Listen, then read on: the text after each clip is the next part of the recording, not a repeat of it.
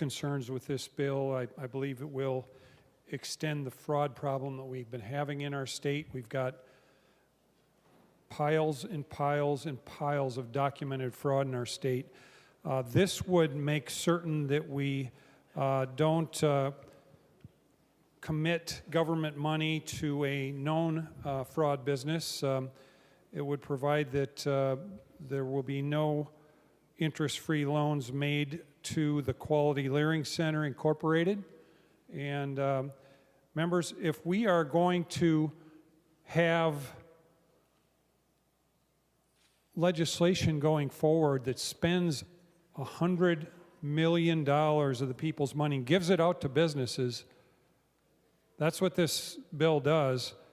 We have to make sure that we're not giving it to businesses that we know to be fraudulent. This one's known to be fraudulent. There are members in this body that aren't taking fraud seriously, because we have before us $100 million of free money that we're going to be giving out to businesses through these independent third-party nonprofit organizations, which is another part of the bill that I'd like to talk about later.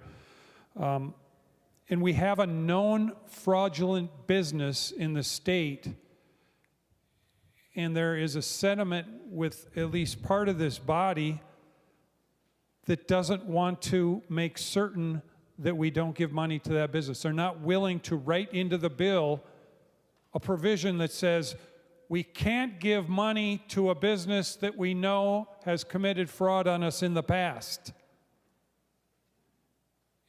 And we're willing to allow them to allow us as taxpayers of the state of Minnesota, and the people we represent as taxpayers of Minnesota, to expose our tax dollars to more fraud by the same business.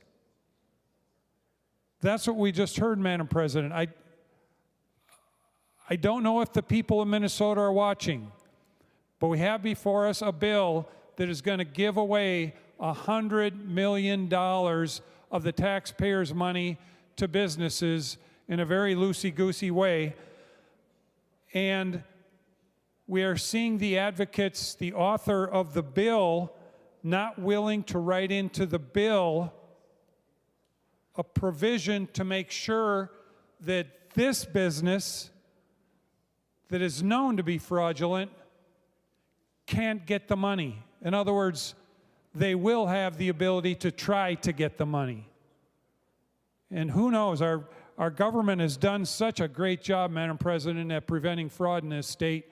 If we allow ourselves to be exposed to this particular business again, how much do we trust that this inept government that we have before us here in the state of Minnesota is going to be able to even stop this business that they know is fraudulent from getting in? Madam President, I hope the people of Minnesota are watching. Thank you for your indulgence. I ask for support of the A50 amendment. Thank you, members. There being 32 ayes and 33 nays, the motion does not prevail. The amendment is not adopted.